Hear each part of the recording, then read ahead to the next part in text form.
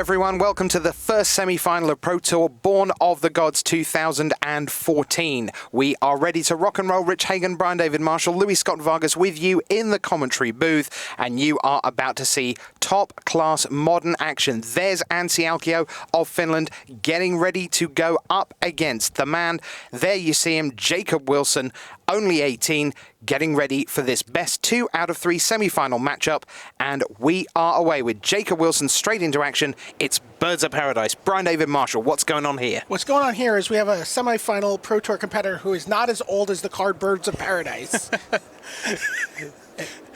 Magic's in its 21st year. Jacob Wilson's 18. He's playing, of course, he's playing the Birthing Pod combo deck, but I mean, it could also be a Court of Calling deck. It's kind of a toolbox deck. Reminds me a lot of like survival decks from way back in the day. Yeah, and this game, he's going to show us the beatdown side since he's got actually one of the more reasonable draws against Twin. He's going to get to, he drew a Verdant Catacombs on turn 2, which was actually pretty good because it lets him, run out a Kitchen Finks if he wants or a Voice of Resurgence and just back those up with an Abrupt Decay if Anssi tries to combo. Yeah, he ends up just pressuring Anssi and not really going for the combo himself. Right, it's still at its heart a green creature deck. Yeah, I mean, Jacob Wilson is going to be casting a turn 2 3-power creature, attacking, and then casting a 2-power creature the next turn. That's his plan. Yep, that sounds like a green creature deck. So here we see Wilson tapping, including his Birds of Paradise. There's Kitchen Finks with Persist. Persist is very much part of what goes on in this deck, if we ever get to see the Melira combo. Well, there you have a look at Jacob Wilson's hand and what might be coming up over the next couple turns. Let's take a look at what Anssi Alkio is working with in his Splinter Twin deck. I mean, it looks like he's got all the pieces in hand. Yeah, I mean, he's a little short on lands. Other than lands, yes. Though he could use Izzet Charm to find them. The question is, Izzet Charm is, at its best in this matchup as disrupting Jacob's combo, which for Jacob, it's lucky that he's not really going for the combo. I mean, he's really just going for the beatdowns. So there you see the 7 cards in Alkio's hand, double Snapcaster, and as BDM says, the pieces. Exarch and Kiki Jiki. So he passes the turn. Back we go to Wilson. And certainly we saw in the quarterfinals, Wilson putting pressure on a combo deck in the case of Chris Fennell, and Fennell just couldn't quite get there. Yeah, and this game, Jacob has a little more pressure than he did against Fennell, and he's got an Abrupt Decay, which is his best card game 1 against the Splinter Twin combo deck, since it's uncounterable, really could only be stopped by a Spellskite. And Voice of Resurgence is going to get remanded. Almost anything he did was going to get remanded there, I assume. Remand showing it's a weakness against 2-drops here, since Jacob does get just to run the Voice out when he wouldn't have cast anything else anyway. So the Voice of Resurgence is back. Ansi's dug a little bit deeper. He doesn't have to really worry about keeping his Abrupt Decay up on this turn because Anssi can't go off on just 3 mana, right? No, and it's actually going to be starting on this turn now that, once Anssi hits his 3rd land. And the Voice of Resurgence being in play is really, really good for Jacob, because if Anssi tries to go up and get stopped, Jacob picks up a free elemental token, which is going to be a 4/4 here. So he's going to put Anssi under a lot of pressure. I could easily see this game going, Anssi tries to go off, Abrupt Decay. Next turn, Jacob Eternal Witnesses back Abrupt Decay, has backup, and just kills Anssi before he can go off. Jacob really doesn't need to play any more cards to the board to win. He could probably win from here. Yeah, I would be really surprised if Jacob taps out for anything. I mean, he might leave 2 mana up just in case, but for the most part, he's not going to be going for anything. So here's Anssi with 3 mana. He's going to cast Deceiver Exarch on his own turn and then untap a land with the Exarch. Yeah, he didn't want to give Jacob a voice token, so he's got to kind of just put his cards out on the table.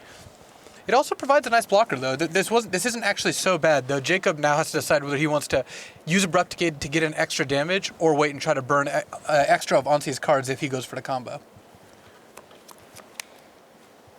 So Alkio still with tons of cards in hand. Lots of good ones, too. Double Snapcaster, Kiki Jiki, the Izzet Charm, and a couple of lands. So he's well sorted now on lands. Whereas Wilson, well, most of his efforts are already on the board right now. Let's see what he does here. He's going for the Abrupt Decay. You'd like that, Luis? Yeah, I definitely like the plan of going for Abrupt Decay, hitting for 5, and then immediately playing Witness and getting back Abrupt Decay. You do 5 damage this turn, you kill a Deceiver, and you put pressure on Anssi, especially when you had another 2 power on the board and the Decay back in hand. There you see Voice of Resurgence, and that's one of the reasons that Anssi played his spell on his own turn, because if you don't do that, well, then it's going to be token time for the voice player. Which, even though it didn't hurt Anssi, like it didn't give Jacob a token, it did tap him out, let Jacob make his decisions much easier. Puts him off his sequence of plays that he really wants to make. Yeah, now Jacob got to main phase an Eternal Witness to get back a Decay, instead of having to Decay end of turn and not being able to play Witness that turn.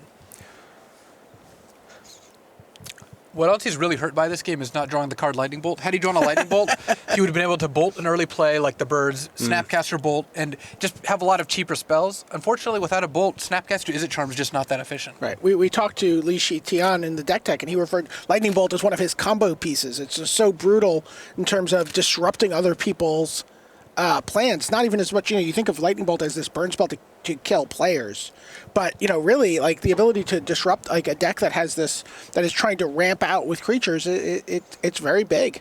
Yeah, and just the fact that it also, would give you a 1-drop and a 3-drop, play it turn 1, flash it back, Snapcaster turn 3, would have let Ansi play an additional 2 or 3 spells this game, and he's not going to have the opportunity to play very many more.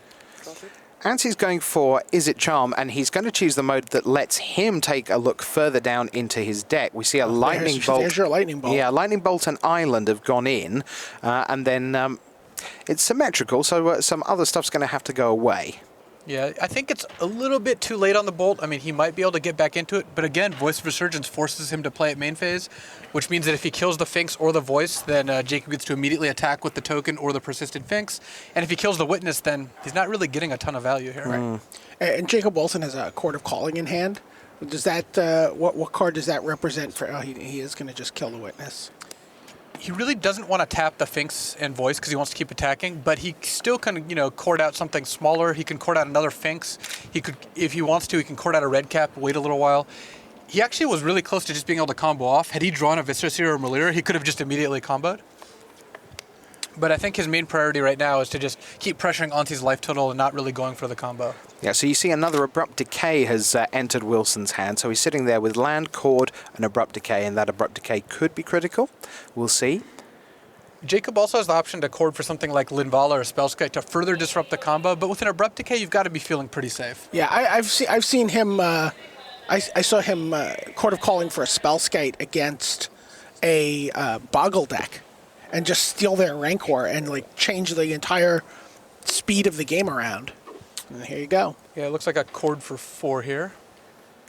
So he works his way through. And he finds Linvala, Keeper of Silence, as Louis suggested he might. So this puts not only a 3/4 flyer on the board, which is very relevant right now, it also means that Ansi can't actually tap Kiki Jiki or a Splinter Twin creature.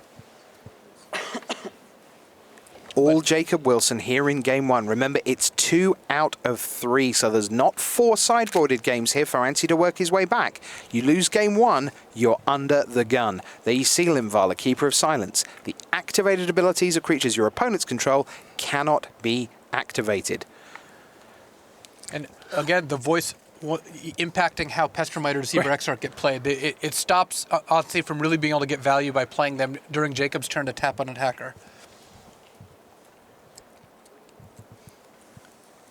Yeah, Jacob is just completely out of sync with his deck's game plan right now. I mean, I should say Ansi is completely out of sync with his deck's plan right now. I mean, it's such a strange dynamic, isn't it? Because I've got to cast spells on my turn. I don't get to like do something untap. I don't get to get double use out of my mana, which is a big deal, right? It's just very inefficient for him right now. Yeah, Splinter Twin is designed to be played at instant speed. This last play is also something I don't think you'd necessarily do in the Swiss. Jacob now knows that Ansi doesn't have any Flame Slashes in his deck, so getting the Linvala right now is not something you have to worry about, whereas if he does that against Dickman, who he knows has Flame Slash in his deck, it could be a little trickier. So this play is made a lot easier by the presence of deck lists. So here's Ansi, who's saying, I would like to cast a Snapcaster Mage. I would like to target my Izzet Charm. That's happening. And he's going to dig again. That looked like a land. That looked like another Snapcaster. Jacob does have lethal in play right now, so Ansi's going to have to do something else or he's just going to die to attacks. So he passes the turn. Wilson, who's been well ahead in this from the get-go, basically said to Alkio, you can play anything you like, whenever you like. It's just you won't want to play anything you like whenever you like. Yeah, I think now you just have to go for the Abrupt Decay. if Alkio has a bolt, then that's fine. He doesn't die. Right. But And he you gets another creature. You get a voice token. He has to kill a Finks or a voice. Maybe you get 2 voice tokens. And he most likely doesn't have a bolt. Scoop them up. There you go. Now that, if you are a Jacob Wilson fan, that's precisely what you wanted to see. Not just a Game 1 win, but a completely dominant Game 1 win. He took that just seemingly effortlessly. Well, welcome back. 2 out of 3 is quite scary when you lose Yes. Game 1 like that. Absolutely. And again, just Jacob seemed to know exactly what he needed to do. Operated with kind of just machine-like efficiency. He described his playtesting process to me, and I was like, wait a minute, this sounds like Josh Utter-Layton's playtesting process. He's like, I got here, I started playtesting 12 hours a day. Yeah, there might be shades of Josh in his preparation. And you can really see that playtesting in the crispness with which he goes through, all the possibilities on the table and what he needs to do. He also playtested getting the perfect draw since turn 2 Finks into voice with Abrupt Decay backup is really his best chance of winning. The combo is too easily disruptible. The beatdown plan is a lot more resilient. We had the chance to watch all 4 quarterfinals from the news desk, and after Game 1, we were always discussing, so was that sort of against the head? Was that the underdog winning Game 1 and then it gets better or worse? Why don't we take a look at the sideboards of the 2 players, and we'll start to get a sense of whether that 1-0 lead for Jacob is putting him not just ahead 1-0, but whether he's ahead of the curve, or whether Anssi is going to come roaring back. So why don't we take a look at Jacob Wilson's sideboard first of all. And Luis, there's plenty of cards to go at there, but how many of them are going to be good for him? Jacob actually has a very excellent sideboard for this matchup. They definitely came prepared, and so I think he will improve more than Anssi will. Slaughter Pact and Path to Exile are both excellent, just because they both cost 1 or 0 mana and disrupt Ansi's combo. Jacob also gets access to a full suite of Thought Seizes, and Thought Seize is also really good against a deck that's trying to assemble just this 2-card combo, since the beatdown plan isn't really that effective against Melira Pod. The twin beatdown plan is not really what you want to rely on. So Jacob just citing in a bunch of ways to disrupt the combo. Another voice, potentially. Also Sin Collector, Entomber Exarch. I mean, even Scavenging Ooze is a possibility against Snapcaster Mage. Jacob could be looking at a lot of cards here. Yeah, Entomber Exarch's been just tremendous for him all weekend long, as has Sin Collector. Just, again, becoming this very, very disruptive, toolsy deck. Yeah, and I would expect like some number of Chords of Calling to leave, like a reduced, emphasis on the combo and more on just like playing guys that don't die to a lightning bolt and casting Thought Seize and Path to Exile and Abrupt Decay. So, nothing beats rock. So let me get that right. You basically said he was incredibly disruptive, didn't let Anssi do anything at all he wanted to do in Game 1, and then he brings in all the disruption. And then it gets worse. Well, that Game 1 game was how you want the post-board games to go. Right. Game 1, you just have 2 Abrupt Decays, and he drew one. Whereas post-board, you have 6 Abrupt Decay /Path/Pact. Is Harmonic Sliver at all a possibility? A card that maybe you could chord up at instant speed? No, I don't really like Harmonic Sliver. I mean, it does have that play, but I think, first of all, you don't want all the chords in your deck because you want to be turning your creatures sideways to attack, and they're expensive, and they're bad against counter magic. And second of all, Harmonic Sliver doesn't do anything when you pot it up. Where something like Qasali Pride Mage, Jacob can pot up, have it in play, and use it to stop a Splinter Twin. Okay. He doesn't like chords or harmony. What kind of musician are you? Hopeless. Right, let's go to the other side of the board and let's try and make the case for Anssi Alkio, because it sounds quite miserable from where I'm sitting if I'm thinking about Alkio's side. There you see his sideboard, a Threads, triple Ancient Grudge, Dispel, which spell? Grim Lavamancer, 2 of those, 2 Blood Moon, couple of Flame Slash, couple of Relics, and double Batterskull. So, again, what are we looking at here? BDM. I have to imagine Blood Moon is almost certainly coming in. It seems very good against, a non-basic heavy deck like this. And, again, he's trying to maybe disrupt. He can remand something, Bolt a Bird, remand something, Blood Moon, the sort of nut draw that Li Shi-Tian described in the Blue Moon deck. Yeah, Anssi could bring in Blood Moon. I think he's got a lot of really good cards also to bring in. I think his by far best card is Grim Lavamancer, since Jacob has to kill it, and casting a Path or Slaughter Pact in the early turns is actually pretty devastating for Jacob. Right. And Grim Lavamancer just eats all of Jacob's creatures otherwise. I also don't think that Batterskull is terrible, since if Jacob's trying to kill you with Kitchen Finks and Voices, Batterskull actually does stop those things. Given that, I don't know if Anssi has room to bring in Blood Moons, especially since Jacob does have 3 forests and a swamp and is aware of the Blood Moons, plus 8 fetches to go find them. So even though some people do bring in Blood Moon in this matchup, I tend not to think it's very effective, and if they'd play tested a lot, I wouldn't be surprised if it didn't come in. If anything, I've learned at this Pro Tour is that maybe Batterskull should just be main deck in every deck, because it just seems like in every situation, in every deck, in every matchup, people are like, well, and we bring in the Batterskulls. Well, there's actually a reason for that. Is game 1, every deck's trying to do its own thing. It's very focused, and other decks might not be able to disrupt it. After board, every deck brings in a bunch of tools to disrupt the other decks. When both decks aren't doing anything, Batterskull's perfect. Right. So, we talk a lot about this being Jacob's deck being a birthing pod deck. But Chord of Calling is actually a card, we're talking about certainly him siding some of these out, but it's actually a card that's pretty central to the combo and what it does. And it's kind of like, I think it gets the short end of the stick when people name this deck. Yeah, I mean, I've played a lot of decks with Chord in them and enjoy playing the card a lot. It is a very important part of the deck because it does let you assemble the Birthing Pod combo, like the Melira combo. But it is also the card which I think most players like to board out because it is worse against disruption. For Chord to be good, you have to have a lot of creatures in play. And when your opponents usually bring in cards that kill creatures against your 30-creature deck, then you don't want to rely on Chord as much. Sure. And the reason Luis talks about Chord of Calling as being a card that's been good to him. You obviously see Pro Tour Berlin. You had a pretty reasonable performance in that tournament, even though I don't know that you played Chord in your version. We actually played a different Green X spell. We played Weird Harvest, which, let's say it didn't endure after that tournament, but we actually liked it for that tournament. I played Chord in my 2007 Nationals deck that I won Nationals with, and there I was doing... Well, significantly less broken things, but Courting Art Arcanus and Teferi is pretty sweet still. That deck, by the way, remains one of the most, here's this deck that I've just done incredibly well with and will never perform well for anyone ever again. It won 3 Nationals that year. 2 foreign Nationals were won with that deck, actually. So... And when you say that year, you mean sort of like that week, basically. Right. All right. It feels actually that Berlin reference... there seem to be all kinds of Berlin references going on. We've got also Pontiff in Wilson's main deck as well. And when I saw that, I was like, that was the Pro Tour when I first stood at the dealer tables the night before the Pro Tour and just watched people huddle around trying to say, look over there, and then you would see someone sneaking up to a table and going, Pontiff. That was the Belgians, I think, doing that. Jan Doise, because they were on that play. We saw a great Pontiff play from Jacob Wilson, where he corded up a Pontiff in response to a small grape shot to kill 3 of his creatures. I've never seen that happen before, but that sounds pretty good. He Pontiffed, all 3 of his creatures live, and he untapped and destroyed his opponent. Yeah, and in Berlin, a lot of the people who were playing Chord, because it was in most of the Elves deck, they did Pontiff for the mirror, just like Tomohiro Saito did, a lot of other players did. I can tell you that Anssi Alkio has kept his opening hand, 1-0 down in the best 2 out of 3. That's what you want. So he has 7, and we're waiting to see what Jacob Wilson does with his 7. Luis, how important is going first in the 2 out of 3?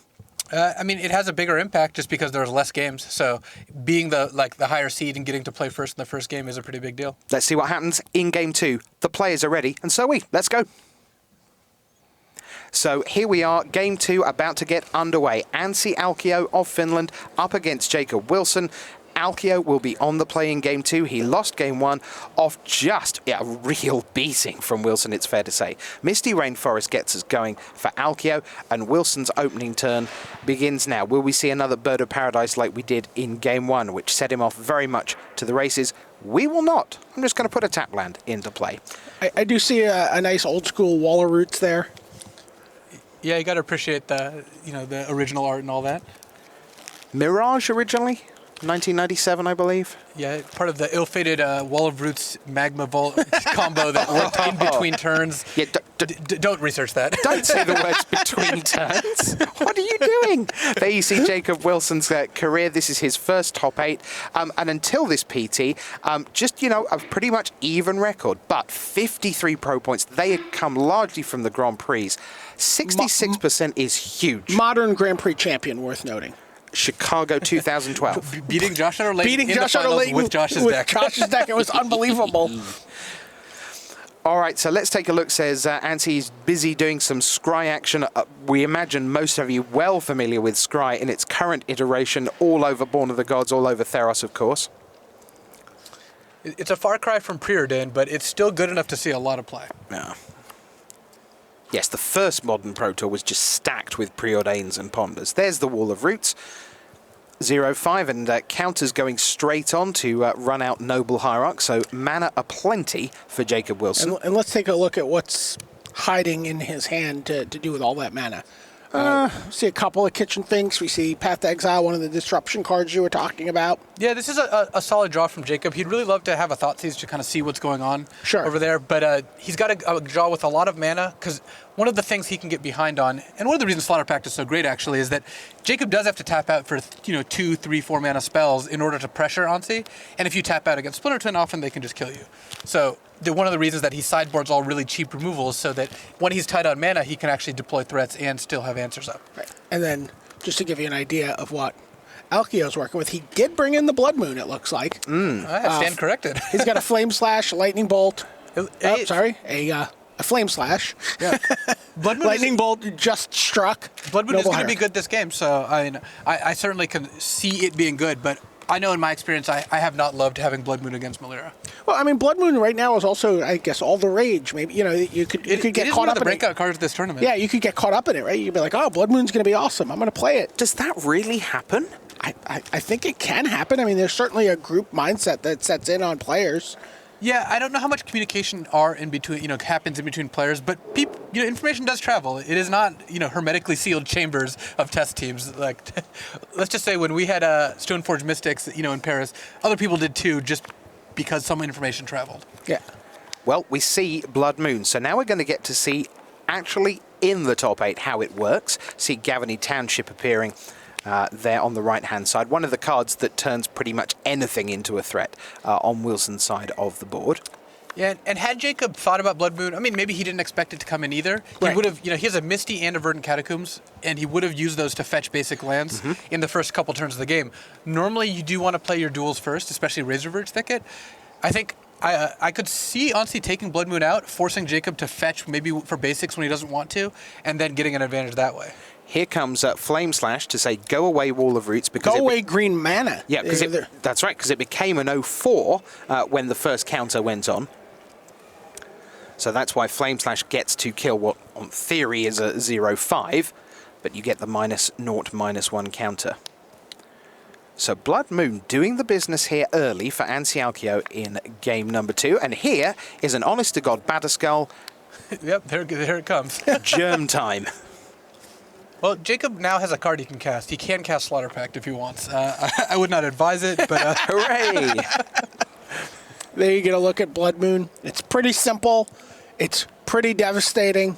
16, 19. Non-basic lands are mountains. And if it was from the dark, it'd also actually be pretty, but... Whinge, moan... I don't know. Jacob does have a couple cards he can cast. I mean, he can draw Birthing Pod and just, pay Phyrexian mana. He can also draw Murderous Redcap, which is a hybrid red card, which actually does come up in this situation. But facing down a Batterskull and kind of stuck with a bunch of cards in hand, it's going to be tough for him to win this. So Snapcaster Mage turns into Serum Visions, as it were. Anssi does a little push and pull with top of the deck. And he's in very good shape right now. Yeah. Wilson just goes, on you go. I mean, nothing in Wilson's hand that's going to get him out of this. I mean, he got ambushed really hard by Blood Moon here, so I could definitely see that impacting how Jacob plays in Game 3. Does he sideboard differently in Game 3? I mean, did he maybe not... I don't know if he's going to sideboard differently, because all his ways to kill Blood Moon cost a lot of colored mana anyway. Okay, but there's your Grim Lava Man. He's definitely going to be looking for basic Forest and basic Swamp earlier in the game. And there you have it. That is the end of that. Blood Moon, just crazy good. Intriguingly, in Modern Masters, one of the most horrible rares you could possibly open in Modern Masters. You rip open your booster pack at the start of a draft, you're like, what do I got? What do I got? It's Blood Moon. It's a sideboard card against Blinkmoth Nexus. Please. Have you gone there? No, but in a Masters Edition, I used to sideboard in Cursed Land against Caracas, because there we go, evil presence. Excellent. So, yeah, we talked about Blood Moon between the two games. We certainly saw it there. Just terrific. Now, here's a question for you, Luis. In Game 3, Alkio will presumably be on the draw. So the Blood Moon comes down, if it comes down later, as it were. You're going to see it up on screen there. Is there a case for just taking it out because it's done its damage in Game 2 and it just either wouldn't be likely to be as good in Game 3, or just the threat of its existence is enough and you can do other things with your sideboard slots? Yeah, I mean, I would certainly be in favor of Alkio taking them out now. I mean, like I said before, I still wasn't a huge fan of Blood Moon, despite its presence that game. And I think now that Jacob has to play around it and that Alkio's on the draw, both those things add up to enough for me to want to cut the card. Interesting. We'll see how this one plays out. Yeah. I mean, but it's such a convincing win. Again, his deck is able to, bolt something, do something, and then drop Blood Moon and shut down Jacob's ability to advance his board. Yeah, killing Jacob's mana creatures definitely makes Blood Moon a lot better, but you also, the games where Blood Moon is good, it's great. The games where it's not good, it's also horrendous. There's not much in between. Interesting. The people who write these slides usually don't editorialize, but Vicious Hoser, to me, is the scars of some Friday Night Magic gone wrong, where Tom LaPilly was perhaps destroyed by this card. It's a Vicious Hoser. I also think it's interesting that they say, an effective choice for robot sideboards. Where, I mean, obviously it's very good there, but it's been an effective choice for sideboards in a lot of different decks, but also main deck in the blue-red Blue Moon deck we saw this weekend. The other thing about the Blood Moon in that game too is that Alkio had to get rid of quite a lot of traffic before that Blood Moon was in a position to become good. If the Noble Hierarch stays around, if you get to keep the counters on your Wall of Roots, suddenly things are much less clear-cut than the way it turned out. And potentially, he's having the chance to make that happen twice is pushing your luck. Yeah, and imagine that game. Imagine if it had played out with Jacob going turn on Misty Rainforest Forest, turn to Verdant Catacombs Forest. He actually would have been able to cast all the spells in his hand still. Sure. Right. And the Blood Moon wouldn't really have done a ton. Now that he knows about it, he has, more incentive to do that. All right, a different question.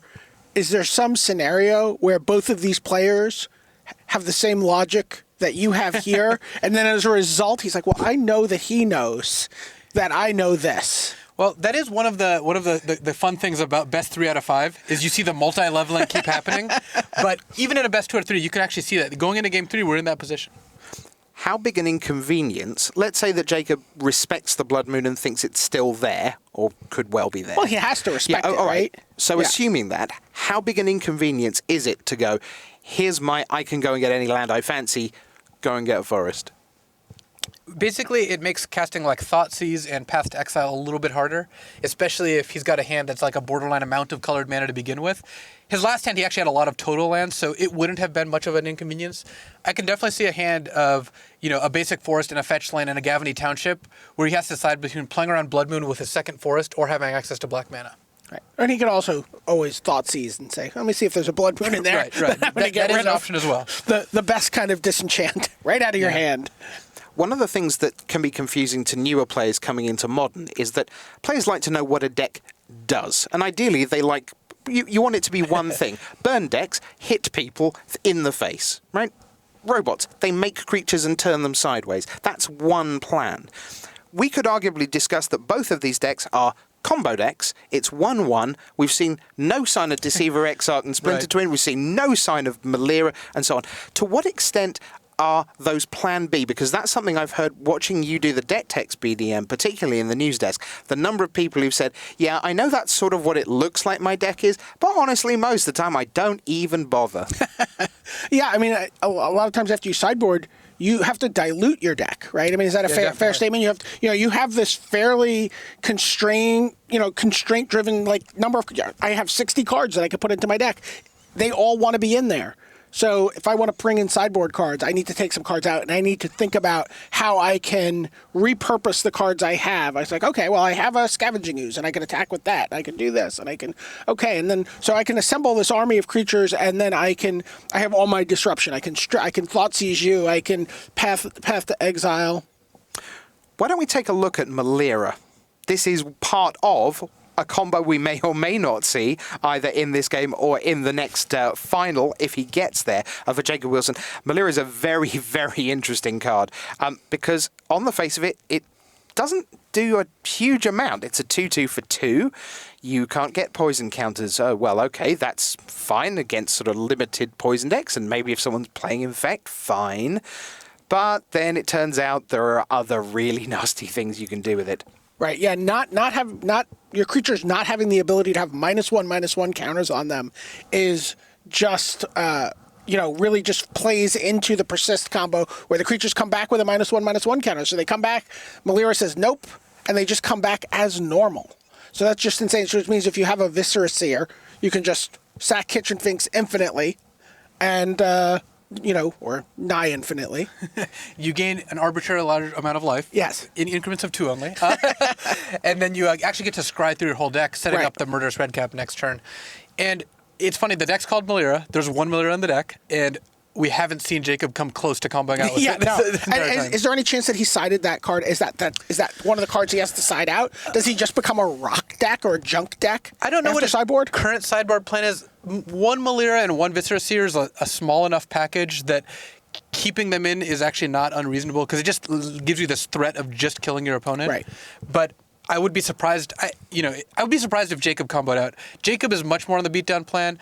Anssi is reasonably on the beatdown plan, but is more likely to combo out than Jacob.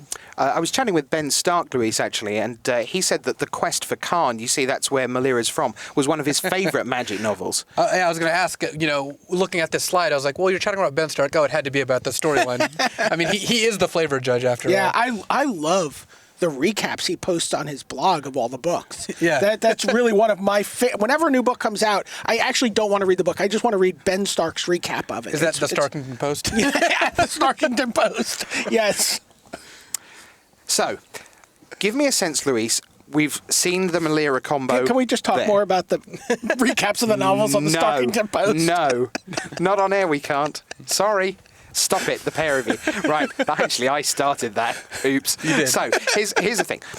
Luis, tell me, of the two decks, in terms of the combo, how often are they each looking to be that aspect of their deck, would you say? Which one of these two is more likely to be trying to assemble their thing? It's definitely Anssi. I mean, he is the Tempo Twin deck. He does have Vendilion Click and now Grim Lavamancer and Batterskull, but his combo is just 2 cards, and they're cards that he wants to play anyway.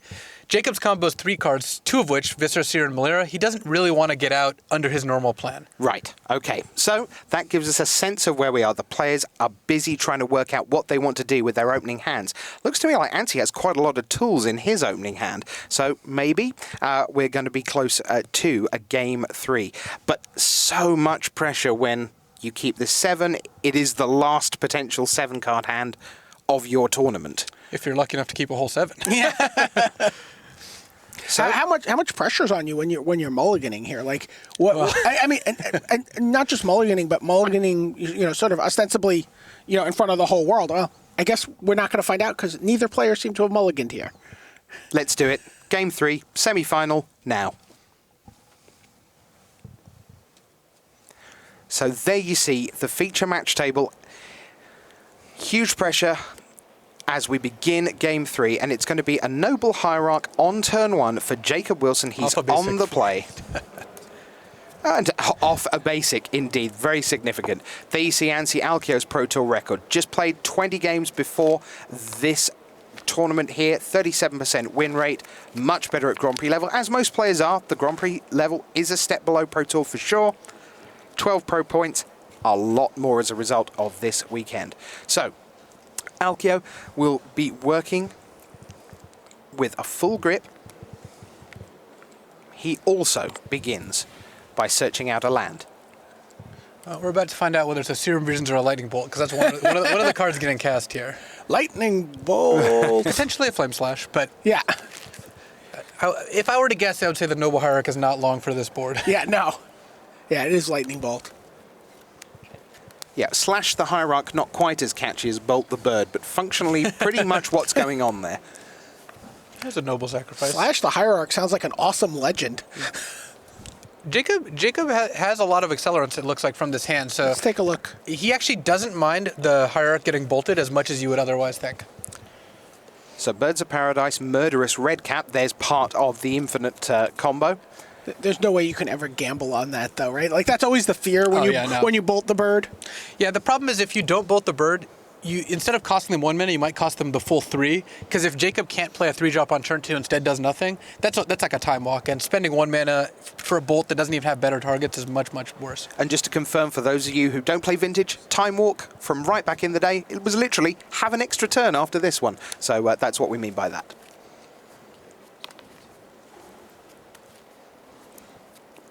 And Jacob's already made his concession to Blood Moon. He's not willing to further go down that path. So, I would like extra mana, he says, twice. Birds of Paradise and Noble Hierarch. This could get pretty ugly for Jacob. Honestly, it looks like has Electrolyzes in hand, aplenty. Oh, boy. And having the 2/1 drops out means that, Ansi is about to pick up a pretty good bit of value.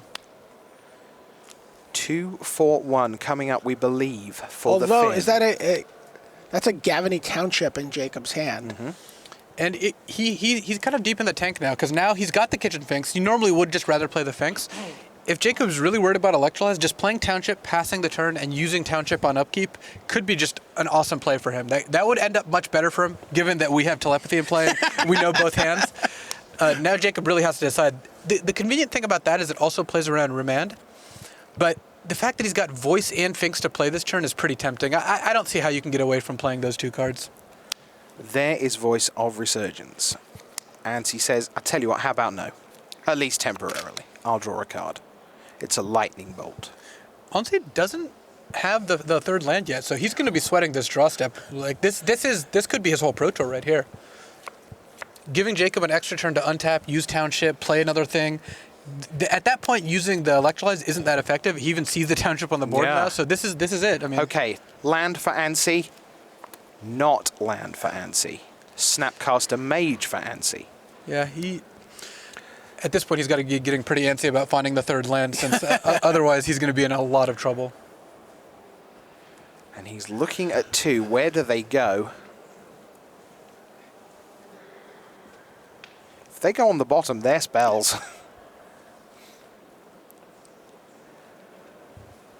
All the cards, not all the mana. He's really thinking. He's put them on top. And putting them on top will generally mean it's lands. It looks like he actually drew the land off the visions. Yep. So he's got a lot of spells to play here. The game is certainly not over. But instead of picking up an easy win, Ansi's going to actually have to grind through a pretty tough fight here. Which is kind of what we want, because no one wants, I'll just blow everything up and thanks for playing. Well, the players might have a different perspective. Players? What?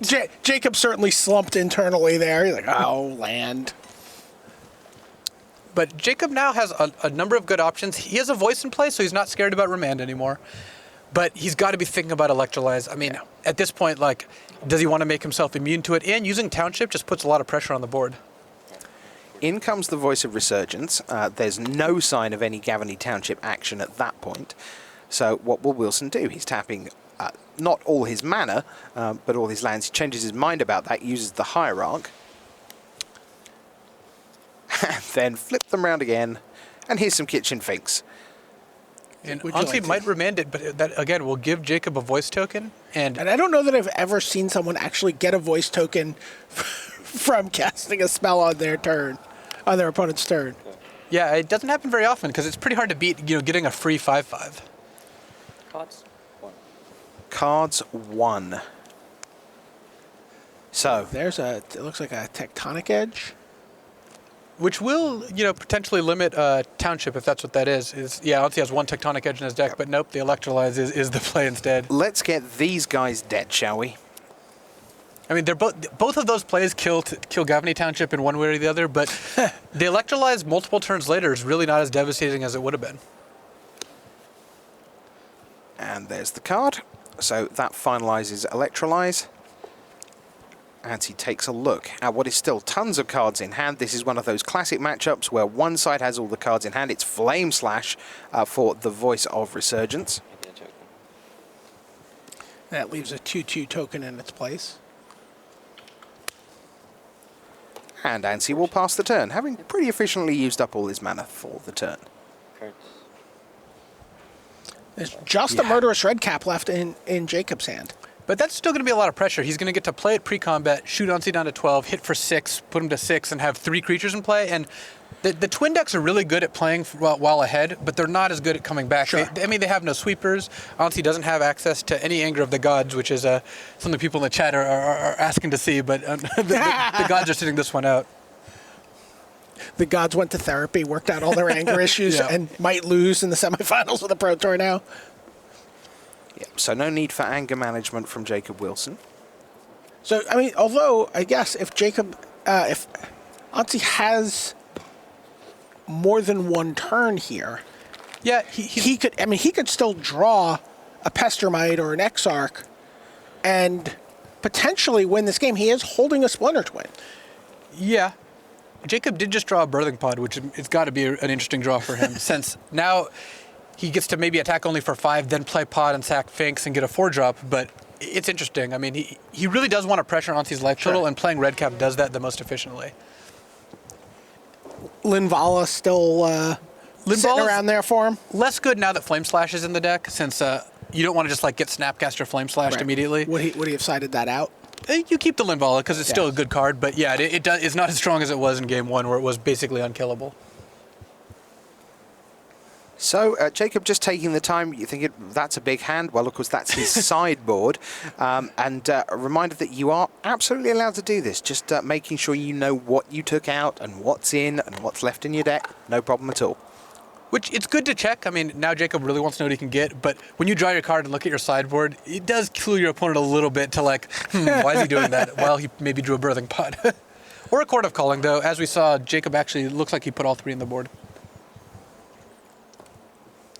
So, this is tough. I mean, Jacob's got 2 good options here. I think he's going to be reasonably happy either way.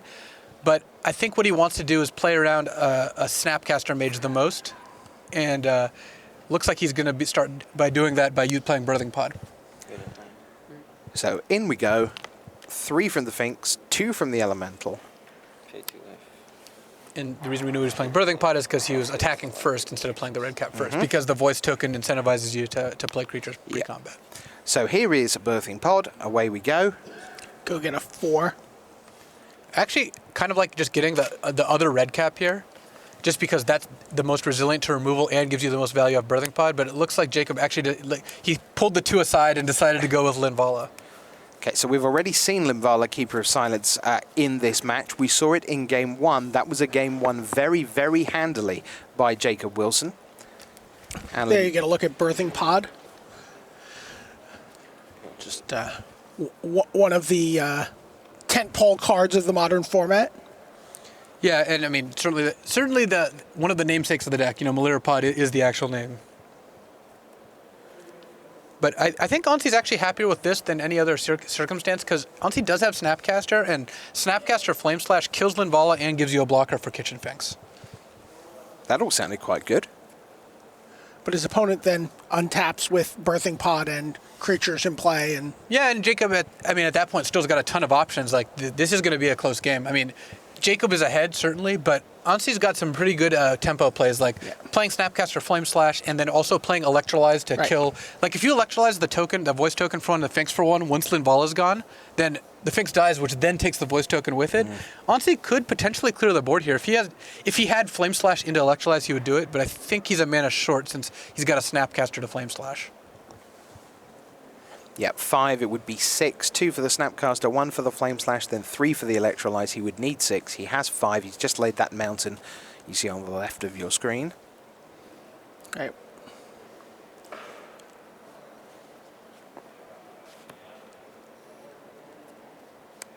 So, here is my Snapcaster. There is my Flame Slash. There is your dead Linvala.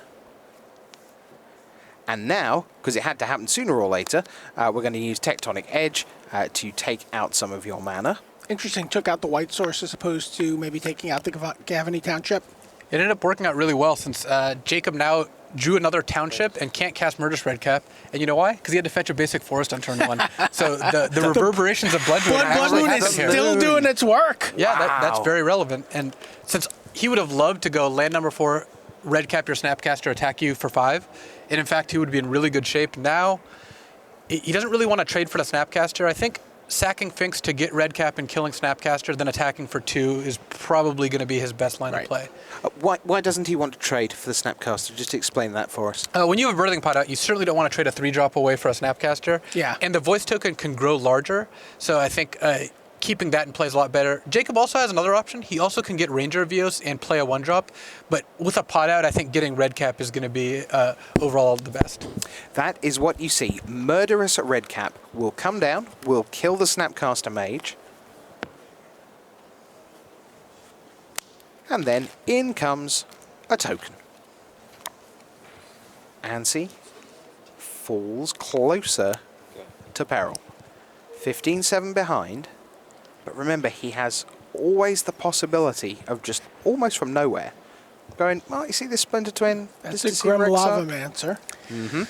And things are actually looking grim for the Lavamancer since this is a card you want on turn 1 or 2. Playing it on turn 6, facing down a Redcap and an active pod is nearly not the place to be. Anssi is really close to just drawing a Deceiver and comboing off that. Absolutely. And the Deceiver, buys him a turn in combat. Lets him, sort of hold off some of Jacob Wilson's board. So here we see Electrolyze. To take out the 2/2 token, we'll draw a card for Anssi, of course. That's part of Electrolyze. Looks like he's drawn a Lightning Bolt off that. Is there any scenario where you would want to bolt the Murderous Redcap now so that there's no... to minimize the value that Jacob can get off of it with the Birthing Pod? It's reasonable. He does get to sacrifice it still, but with Anssi being at 7, you really don't want to take an extra 2 damage. You don't really need to bolt it this instant. You can wait till Jacob attacks. Maybe he'll do something pre-combat, but drawing a Verdant Catacombs was really good for Jacob, though. So, Jacob is pretty firmly in command of this. Again, he's vulnerable to Deceiver because he's got none of his removal in hand, so he's playing all at sorcery speed. But between an active Birthing Pod and multiple Redcaps, and Anssi being at 7, Jacob is definitely the player who's ahead right now. 7 life points away from a Pro Tour final, aged 18. If only Jacob had put a Thundermaw Hellcut in his deck, he would win right now. Is that something some of the pod decks have been doing? No. I was like, really? If you could only Birthing Pod out of your sideboard, maybe, but... Though it would be good technology against Blood Moon. Yeah, we do. He does bolt the Redcap to save a little bit of damage. Yeah, Ansi's at the point where taking a free 2 damage is just not worth it. And Jacob does get a pod activation and to play a Redcap here. He can now get a Revel Arc, which threatens to end the game if it ever dies. So away goes Murderous Redcap. Birthing Pod activates. Jacob goes back into flick through my library mode. Gets a Revel Arc. And there's Revel Arc. Not shuffling because he's about to crack a fetch land as well.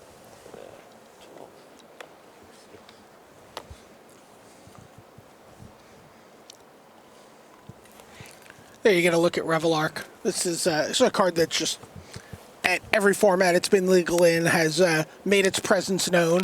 Yeah, the card is quite good. And there's not really many ways around it because it actually leaves the battlefield, not dies. Yes. So, I mean, if it gets bounced, if it gets path exiled, if it gets Anger of the Gods, it doesn't matter. Revel Arc still happens. So you've got a Murderous Redcap, a Revel Arc, and a tapped Birthing Pod on one side. You've got some Lonely Lands on the other side, plus cards, and not a lot of time. So, for example, Birthing Podding away the Revel Arc and perhaps not even finding anything. Yeah, Jacob would be unable to find something.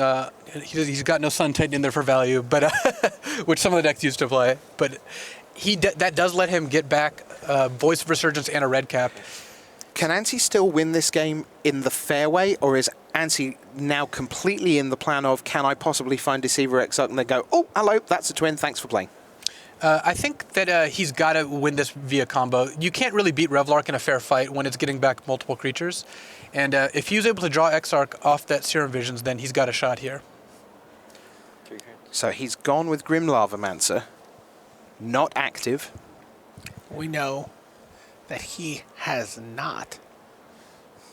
And it looks like he drew a Dispel, which is a great sideboard card against Slaughter Pact and Path to Exile, a necessary one, but now he's actually, looks like he's just dead to the Revelark turning sideways. Oh no, he's got a Snapcaster. So he's going to be forced to take a damage to fetch, bolt the Revelark, which gets back a red cap, putting Ansi to 1. So he's not quite out of it, but he's on his last legs, especially since Jacob can then just sack a red cap to Birthing Pod. So, Jacob, I think, is going to win this turn. It's just going to take a little finagling. Of course, Jacob doesn't know that. He's got to be worried about Exarch here. Yeah. But Anti just told him he didn't have it, since it would have come out to tap the Revelark before attacks. So Grim Lavamancer goes into I would like to block mode. Misty Rainforest, as we said, will go to the graveyard in exchange for an island.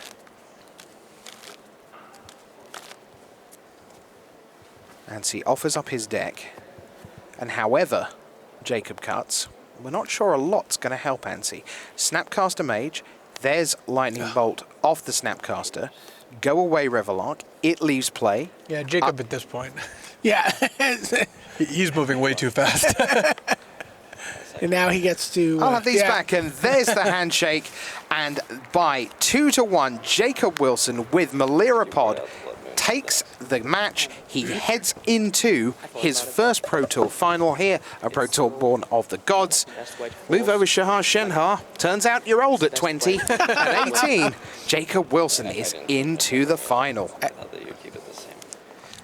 And Jacob Wilson is like lining himself up for a shot at maybe even doing something at a younger age than Shahar did. If he wins this, he earns himself a seat at the World Championship. That's right. 24 players will join us at Nice in December. So, and hopefully I'll be one of them, but I'm going to need to pick it up a little bit if that's the case. Yeah, I recommend not sitting next to us for a Sunday. That would help. I'll try. Yeah, if you would. Sure. So we give you permission. But I like your company so much. we love having you here, but we always wish fervently that you wouldn't be. That's fair. That's fair. So Jacob Wilson advances. Let's talk, though. Anssi Alkio, congratulations to him. Until that moment. Yeah. That was the first Modern match he's lost all weekend. That's impressive. Yeah, he went 9-0-1 in 10 rounds of Modern, one round of Swiss, of single elimination, and then took this loss to Jacob Wilson, who remains king of the hill, He by does. the way. He's got one more match. We've got two more matches. We'll be right back with the second semi-final. But first, here's Marshall and the guys back at the news desk.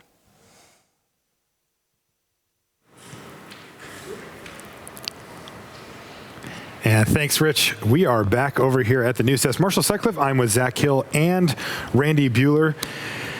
More tight matches there in our feature match area. Hopefully we have a few more left in stock for you at home. Next one we have coming up is Patrick Dickmann. He's playing Twin, and he is going to be playing against Sean McLaren and his red, white, blue control list. Let's take a look at our players, or actually let's take a look at our top 8 bracket here and see how the players got here. We'll just run through this really quickly here. So there you go. Anssi Alkio, we just saw him lose to Jacob Wilson there, putting Jacob Wilson into the finals for Canada. Sean McLaren, also of Canada, is going to be playing against Patrick Dickmann. That is what we have for you next. Let's take a look at our actual players here for this round. So here's Patrick Dickmann. He's from Germany. Lifetime Pro Points 20, 25-year-old. He's played in 2 Pro Tours, Randy. He does have a GP win, though. Yeah, Grand Prix Antwerp with a Splinter Twin deck last October. Basically the same Splinter Twin deck that we just saw Anssi Alkio pilot in the semifinals. Alkio tweaked it a little bit for the current metagame, but that Splinter Twin deck is something Patrick Dickmann has been playing. And you see not a ton of experience reflected on there, but what doesn't show up there is hours spent on Magic Online. That's right. And that's a huge factor here, as he has spent countless hours, especially hundreds. Modern and with this deck as well. Exactly. All right, let's take a look at how he got here. Patrick Dickmann looks like he 3-0'd his first draft pod, so started off perfect, and then only lost on the very last round there to Michael Hetrick. Yeah, they were playing to be the only undefeated overnight. And then as we went into the next day, he had a rough start. in his draft, Yeah, but that's finished strong. 3 losses out of 4 rounds. He had to be feeling kind of rough when he got back to Modern, but back against the wall, luckily, it's his favorite format. That's right, and it ended up earning him the draw with Jacob Wilson to make it into the top 8 here. So let's take a look at his competitor now. This is Sean McLaren from Canada, 23 lifetime pro points, same age. They're both 25 years old. 6 Pro Tours for Sean McLaren. So he's got a little bit more experience out here. And he is also a Magic Online specialist. You know, we're going to start seeing this come up more and more and more. It turns out when you can play that many games, you can really hone your skills. He played in the 2012 Magic Online Championship. His name is Arsenal Munch on Magic Online. So let's see how he got here. 3-0 his first draft pod, 3-0 his second draft pod as well. And in Modern, he had enough to get it done. That's funny. His day one, he was also 7-1, also with his only loss being to Michael Hetrick in his living end deck. Wow. And then as we went in, a little bit of a rocky start after the draft with looks like a tie there. Yeah, unintentional draw. Yeah, but ended up winning his winning in against Christian Siebold 2-1. And Christian also, of course, made it into the top 8 here as well. All right, so let's take a look at what we're looking at as far as decks go for these two gentlemen. Patrick Dickmann, talk to us about his deck. So he's a Splinter Twin player. His favorite Magic deck. He's been playing it for so long. He didn't think the Antwerp list was good enough for this field. He felt like the way, I mean, on the one hand, everybody knew about it, and people had definitely said, oh, Tempo Twin, they're just going to do Vendilion Click, they're just going to burn me out. Got it. I need a new plan B. And so, I talked to Patrick. He'd been meaning to build a Tarmogoyf version for a while. Part of it was he needed to invest in getting Tarmogoyfs on Magic Online, but he figured, Pro Tour preparation, time to work on the new version of the deck that he'd been kind of imagining. And he wanted to kind of keep it under wraps. So he didn't really tell anybody about this deck. He was just kind of disappeared in his own little shell and worked on it. And yeah, it's the basic Splinter Twin combo you've seen, right? You play a Pestromite Receiver Exarch, you enchant it with Splinter Twin, now you can tap it to make another one, to untap, to tap, to tap, to untap, and just make this infinite number of guys. So same basic combo we've seen. The twist here is plan B, or honestly, I kind of think it's plan A. Do you? I kind of think the combo kill is plan B. Plan A, Patrick Dickmann decided, he knew there was going to be a field full of Wild Nacatls. He knew Zoo was going to be a big deal with Wild Nacatl coming off the banned list, and he figured the way that he was going to both, attack the control-ish decks and defend against the Wild Nacatl decks was Tarmogoyf. That's right. So he put green mana into the deck, he put Tarmogoyf into the deck, he put Scavenging Ooze into the deck, and yet he's got the ability to just play awesome creatures for 2 mana and attack with those, and that'll sort of keep you busy and force you. Maybe it wins in the game, maybe it just forces you to spend your resources dealing with a Tarmogoyf, and then bang, here comes the combo kill. That's right. You can take a look at Tarmogoyf here. It's interesting because it lets him attack from 2 specifically different angles and really forces his opponent to react one way or the other. And if they react too hard in one direction, he can get them in the other direction. It's a really interesting list. I love this list. Yeah, I do. Tarma Twin. Tarma Twin. That's cool. Somebody said Splinter Goyf. No, you're not buying it? Okay.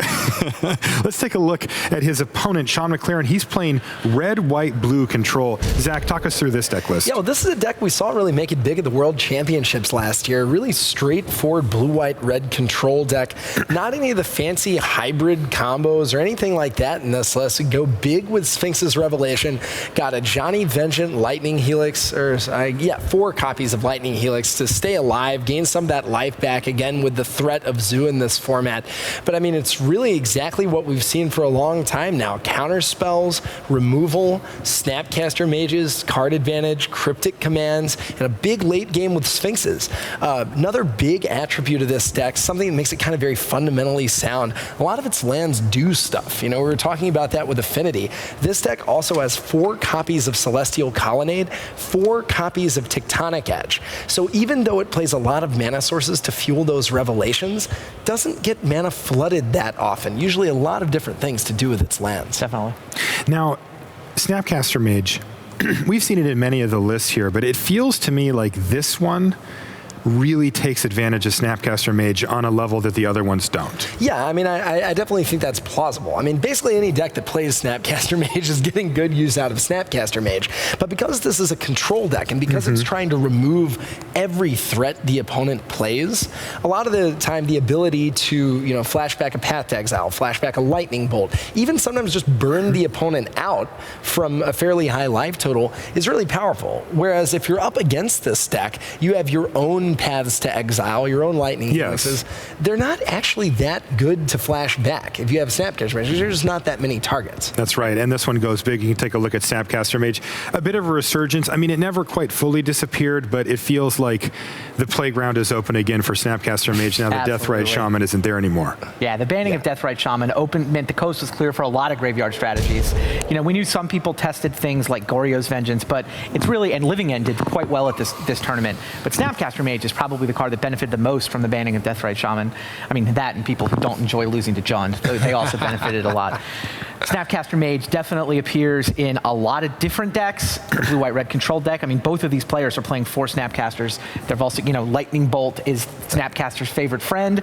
But I agree with you. I think that McLaren has the ability to do better things with this Snapcaster than anybody else. He's the only deck that can Snapcaster back a Sphinx's Revelation. All right, so I am told they are ready to go down in the feature match area. So it is time now for the second and final semifinal match here from Pro Tour Born of the Gods. Patrick Dickmann with his twin deck versus Sean McLaren and red, white, blue control. Let's send it down to the booth where the trio of commentators await. All right then. So Tamo twin, blue, white, red. Luis, pick a winner. I like Dickmann to win here. Okay, 1 for Tamo twin.